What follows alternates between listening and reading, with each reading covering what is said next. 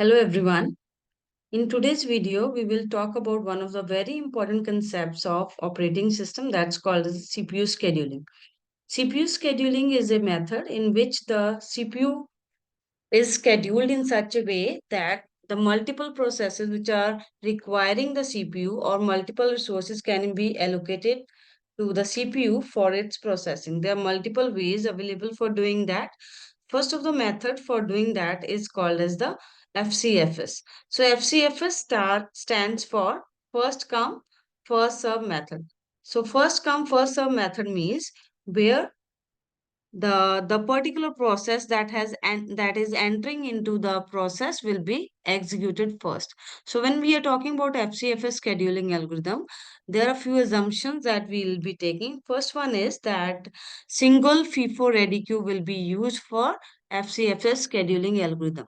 FIFO stands for first in, first out. So there will be just one ready queue available to put all the particular process which are entering into the system. Second is that FCFS will always use a strategy called as the non-preemptive method. So what is the meaning of preemptive and non-preemptive? So every process which is getting executed in a particular system will be allocated the resources either using the non-preemptive mechanism or using the preemptive mechanism.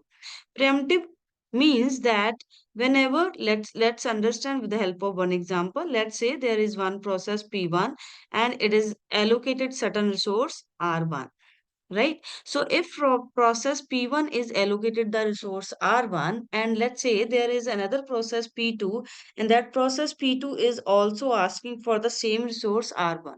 So if your system is made in such a way that whenever some other process is asking for already allocated resource, like in this case R1 is allocated to P1, and in this case if P2 asks for resource R1 and this R1 resource is allocated to P2 process, then it will be called as the preemptive mechanism. Preemptive means where you can snatch a particular resource for from already executing process which was using it earlier. However, whenever we are talking about the non-preemptive mechanism, it means in which in this case if there is any process P1, it is working by using the resource R1. No matter how long process P1 will be taking, resource R1 cannot be taken away by any other process. Even if there is any request made for this resource R1 for any process, let's say P2 is asking for R1.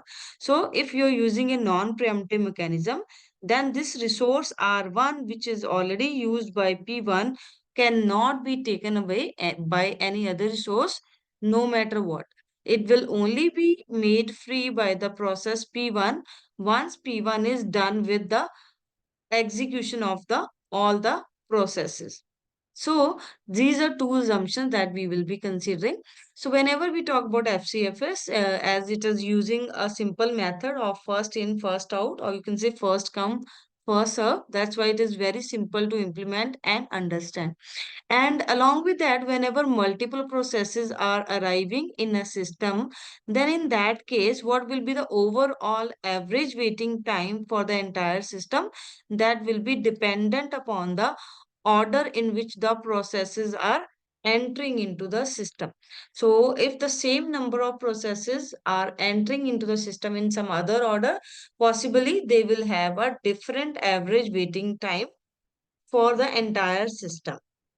Let's understand this FCFS with the help of one example. Let's understand FCFS with the help of one example. In this example, I have taken three processes P1, P2, and P3. Along with that, we have considered certain burst time for these processes. P1 process requires 24 time units for processing itself. P2 process requires 3. Similarly, process P3 also requires 3 time units to execute itself. So what is the burst time for any process? It is a time that will be taken by process P1 and P2 and P3 or maybe any other process for completing itself. So in this you will be given with these values. So whenever these type of question will be asked, so they'll ask you that calculate what is the waiting time for each process, what is the average waiting time for each process. How will you solve this? For that, first of all, you will draw the Gantt chart for the given number of processes. Now, in this case, the processes have arrived in the system in this order of P1, P2, and then P3. So, whenever you have to draw the Gantt chart, you will start from zeroth time interval. So, P1 process arrived at certain time.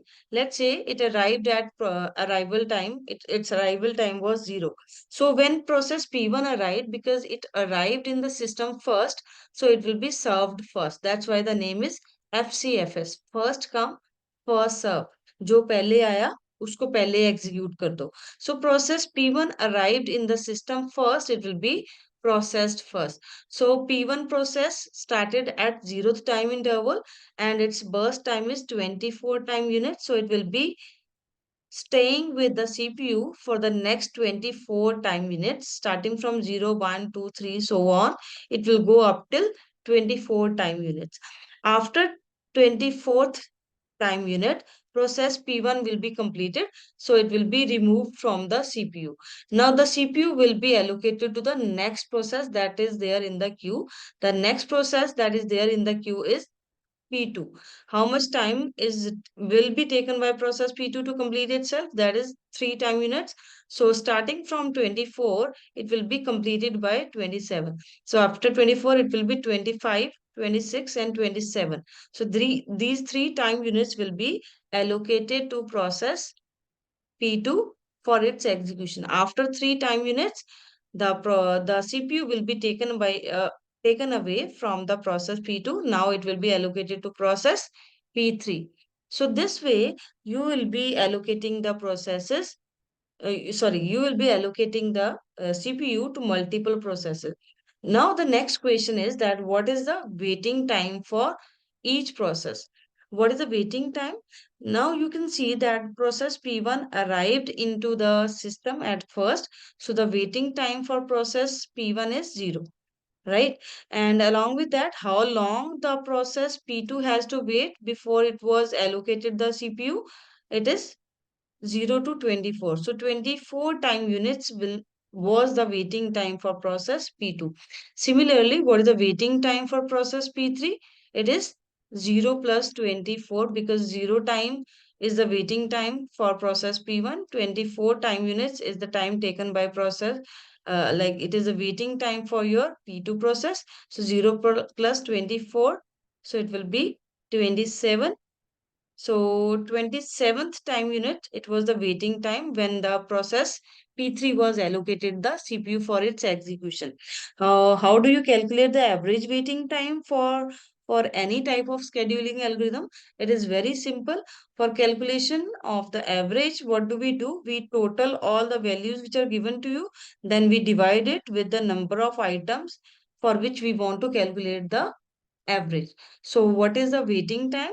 0 plus 24 plus 27. That is the values written here. 0 plus 24 plus 27. Then you divide by the number of processes.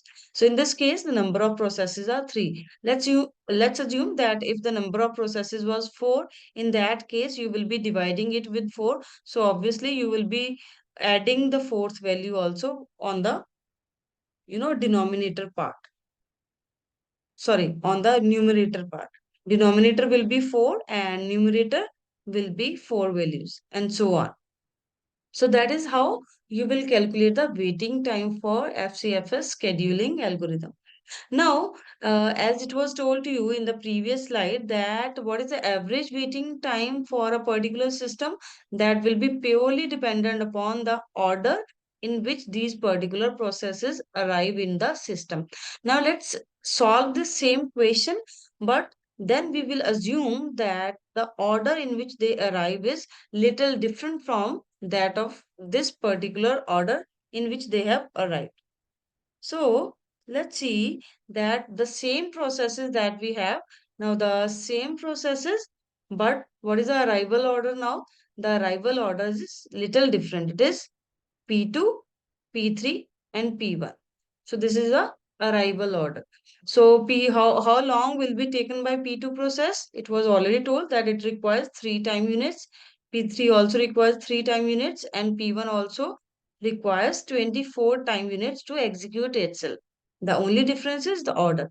So dependent upon this order, you can see now P2 will be executed first. So it will be allocated to the CPU for first 3 time units. 0 to 3 will be for P2, 3 to 6 now will be given to process P3 क्योंकि ये दूसरे number पर अभी आया है. And similarly, process P1 किस time पे आया है? Process P1 will be allocated at the sixth time interval because that is the order. First 3 time units will be for P2, for next 3 will be for P3, and after P2 and P3 are done, P1 will be allocated. Now, using this, you will be again calculating the waiting time and average time. What is the waiting time for process P1? You can very well see from itself that the average waiting time for your process P2 now is equivalent to how much? It is equivalent to, see, average waiting time for process P2 is how much? It is 0. So average waiting time for P2 is equal to 0. Average waiting time for process P3 is 3. And then average waiting time for process P1 is equal to 6 because 0 plus 3 that that is 3, 3 plus 3 that is again 6. So what is, when was the CPU allocated to process P1? That was allocated at sixth time interval. So because we just changed the order in which these particular, processes were allocated the resource, you can see it changed the average waiting time for the entire system. Now the average waiting time is 6 plus 0 plus 3, that is 9. So 9 divided by 3, that will give you 3. So, whenever we are changing the order in which these particular processes are arriving in the system, it will change the overall average waiting time. So, there are certain problems associated with the FCFS scheduling. The first one is called as the convoy effect, and the second one is called as the non-preemptive because it uses a non-preemptive, it causes a problem also. One of the problems that is associated with the FCFS is it's called as the convoy effect. So what is the meaning of convoy is? Convoy is, let's understand with the help of an example. Let's say that on the road there are multiple vehicles which are traveling on a road. Let's say there is one very big vehicle and there are certain other smaller cars which are also traveling on the road. So all these smaller cars are equivalent to the shorter jobs and the bigger truck kind of a thing is equivalent to a longer job. Longer job means this particular process has the longer burst time than that of these other shorter jobs. So the burst time for these jobs is smaller than that of this particular longer job. So on this road, when a longer vehicle is traveling, so till the time this longer vehicle does not moves away or gives a path to all these smaller vehicles, they cannot cross it. So the overall time which will be taken by this particular vehicle to travel or to cover the distance which it is supposed to do in a fixed interval of time will be little longer. Now that is all because of this particular truck that is following them. They are following this truck till the time this is not going out of the way. They cannot move before this and cover the distance. This is called as the convoy effect, which is one of the major problems associated with that of the FCFS. So this is all from my side. So if you are able to understand and you just enjoyed watching this video, then I would like you to request, please do like, comment, share, and subscribe to my channel so that I can get a little motivated to make new videos for you. Thank you so much for watching. Have a nice day. Take care.